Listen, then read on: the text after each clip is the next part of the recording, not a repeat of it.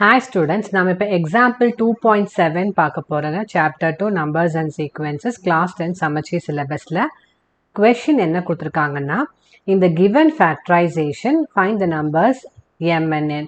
So இந்த factorization வந்து இந்த 3 representation நம்ம கொடுத்துருக்காங்க. நம்ம m ஓட வேல்யூ என்ன, n ஓட வேல்யூ என்னன்னு கண்டுபிடிக்கணும். இது எப்படி கண்டுபிடிக்கணும்னா, நம்ம பாட்டம்ல இருந்தா நம்ம மேல் நோக்கி போகணும். start from bottom and go to the top. சரிங்களா? ஸோ அப்வர்ட்ஸ் ஆரோ மார்க் அதனால போட்டிருக்கேங்க. இப்போ பார்த்தீங்கன்னா 5 2s are 10, அது இங்கே எழுதிக்கலாம். Next again 5 10s are 50. So இப்போ என்னோட வேல்யூ என்னதுங்க 50. நெக்ஸ்ட்டு 3 into n, என்னோட value 50னால 3 into 50 is 150 and 2 into 150 is 300. அவ்வளோதாங்க.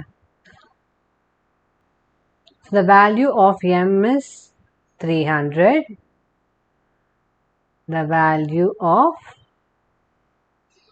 n is 50. அவ்வளோதாங்க. சரிங்களா? ஸோ உங்களுக்கு ஏதாவது டவுட்ஸ் இருந்தால் கமெண்ட் செக்ஷனில் மென்ஷன் பண்ணுங்கள். லைக் ஷேர் சப்ஸ்கிரைப் பண்ணுங்கள். தேங்க்யூ.